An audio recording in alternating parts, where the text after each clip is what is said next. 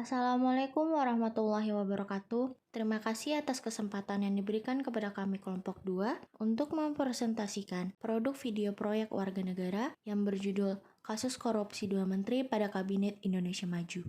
Perkenalkan, saya Nurul Awali Fauziah yang akan bertugas sebagai moderator. Adapun anggota kelompok yang terdiri dari saudara Panji, Erni, Rere, dan Sofi. Dalam mengerjakan proyek warga negara ini, kami melakukan beberapa langkah seperti mengidentifikasi masalah, menentukan topik dengan berdasarkan bidang studi dan mata kuliah yang kita miliki, serta mencari sumber referensi yang tepat sebagai penunjang dari topik yang akan kita bahas.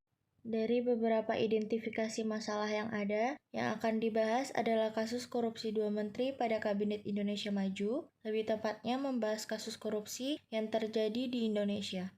Proses pembuatan proyek warga negara yang pertama adalah menentukan topik. Topik yang akan saya bahas adalah pengimplementasian sila keempat Pancasila, yaitu kerakyatan yang dipimpin oleh hikmah kebijaksanaan dalam permusyawaratan perwakilan, dan sila kelima Pancasila, yaitu keadilan sosial bagi seluruh rakyat Indonesia. Saya mengangkat topik ini dikarenakan berkaitan dengan apa yang terjadi di negara kita. Rakyat Indonesia telah memberikan kepercayaan kepada pemerintah untuk mengelola negara, namun kenyataannya berbeda sehingga tidak mencerminkan pengalaman sila keempat dan kelima. Langkah selanjutnya akan dijelaskan oleh teman saya. Kepada Erni dipersilahkan. Oke, untuk melanjutkan pembahasan sebelumnya, saya Erni Zunia Rahma mengenai tentang korupsi, yaitu suatu tindakan di mana seseorang menyalahgunakan uang negara secara diam-diam untuk kepentingan pribadi ataupun kepentingan lain yang bukan menjadi urusan negara. Nah, hal itu jika semakin marak terjadi, maka akan berdampak sangat besar bagi negara dan hal itu juga membuat negara tersebut terganggu dalam bidang ekonominya. Jika ekonomi terganggu, maka kehidupan negara tersebut juga akan terancam bahaya. Nah, dengan melakukan tindakan korupsi, berarti kita juga telah melanggar sila keempat.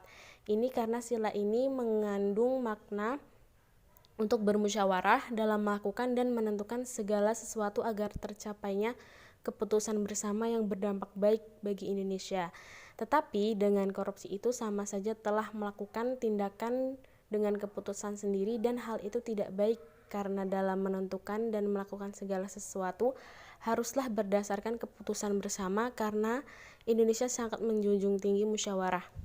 Jika melakukan tindakan korupsi berarti sama saja telah meremehkan kekuatan musyawarah, dan hal itu juga akan membuat negara menjadi pecah belah. Melanjutkan dari pembahasan sebelumnya, saya Rere izin untuk melanjutkan pembahasan. Pancasila merupakan manajemen berbasis kearifan lokal yang tak terpisahkan dari pandangan hidup bangsa Indonesia. Nilai-nilai Pancasila telah mengilhami garis hidup penduduk bangsa Indonesia. Makna dari setiap sila Pancasila memiliki potensi untuk menggiring bangsa ini keluar dari permasalahan ekonomi, politik, sosial, budaya, dan bisnis. Pada zaman globalisasi ini, butir-butir sila Pancasila disebut dengan strategi manajemen Pancasila. Hal tersebut terjadi karena Pancasila telah mengilhami garis hidup masyarakat Indonesia yang mana tiap sila Pancasila memiliki kajian ilmiah.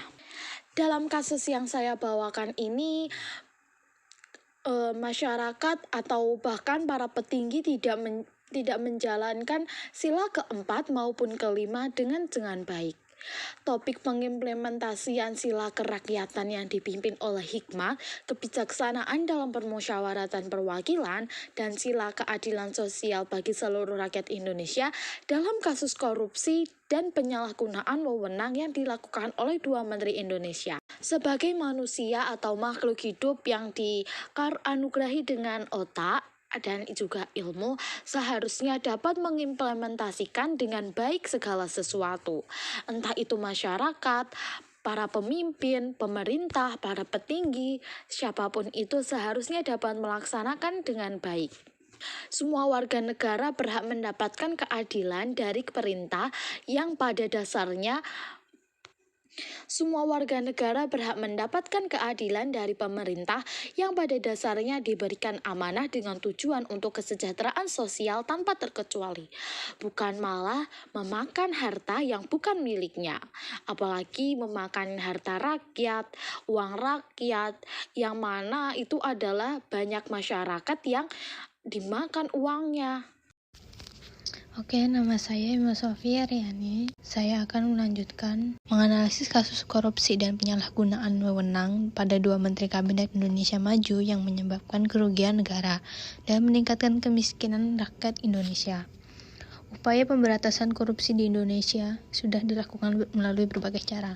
Namun hingga saat ini masih saja terjadi korupsi dengan berbagai cara yang dilakukan oleh berbagai lembaga. Terdapat beberapa bahaya sebagai akibat korupsi, yaitu bahaya terhadap masyarakat, individu, negara, generasi muda, politik, ekonomi bangsa, dan birokrasi. Terdapat hambatan dalam melakukan pemberantasan korupsi, antara lain berupa hambatan struktural, kultural, instrumental, dan manajemen. Oleh karena itu perlu dilakukan langkah-langkah untuk mengatasinya. Berikut langkah-langkahnya itu berupa mendesain dan menata ulang pelayanan publik, memperkuat transparansi, pengawasan, dan sanksi yang berat, meningkatkan pemberdayaan perangkat pendukung dalam pencegahan korupsi. Dalam Undang-Undang Nomor 31 Tahun 1999, korupsi diklasifikasikan ke dalam merugikan keuangan negara, suap menyuap, penggelapan dalam jabatan, pemerasan, perbuatan curang, benturan dalam pengadaan, gratifikasi. Dalam rangka pemberantasan korupsi perlu dilakukan penegakan secara terintegrasi, adanya kerjasama internasional dan regulasi yang harmonis. Untuk selanjutnya saya Panji Kurniansyah. Dalam mencari referensi kami mengenai permasalahan yang ada. Referensi dapat kami temukan di buku cetak dan juga artikel jurnal, media cetak, media online, peraturan perundang-undangan, dan tanggapan dari masyarakat. Referensi dipakai untuk bahan penunjang dari teori atau argumentasi yang dituangkan dalam tulisan.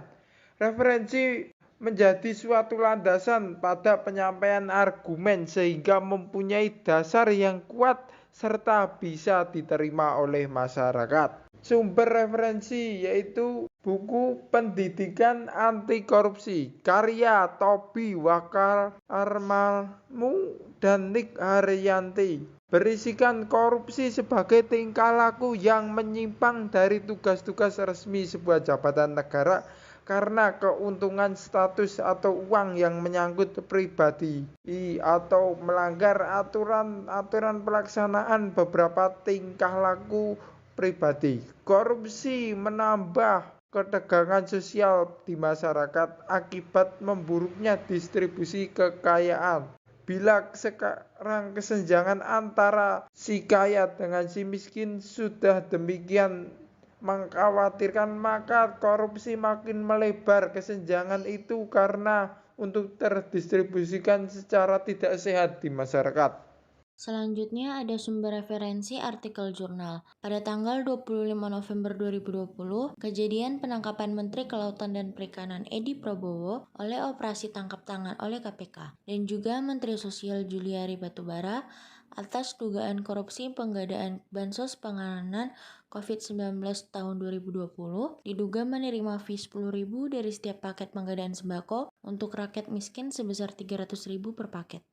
Media cetak koran Kompas tanggal 7 Desember 2020. Tindakan korupsi 2 menteri ini berdampak tidak saja pada proses kerja pemerintah, tetapi juga mengikis kepercayaan publik pada presiden, sehingga perlu dilakukan perombakan kabinet. Presiden menyatakan tak akan melindungi siapapun yang terlibat kejahatan korupsi tersebut. Penjabat negara seharusnya menciptakan sistem yang menutup celah korupsi, apalagi dana tersebut berkaitan dengan bantuan sosial dalam penanganan pandemi dan pemulihan ekonomi nasional serta izin ekspor bibit lobster yang dianggap ilegal. Hal ini sangat berpengaruh bagi perekonomian dan bisnis apalagi negara sedang mengalami pandemi COVID-19. Menentukan produk yang akan dibuat harus sesuai dengan topik yang dibahas. Di sini kami memilih produk berupa video agar dengan mudah dapat dipahami dan diterima oleh khalayak umum. Baik, sekian dari kami. Mohon maaf apabila ada kesalahan. Terima kasih. Wassalamualaikum warahmatullahi wabarakatuh.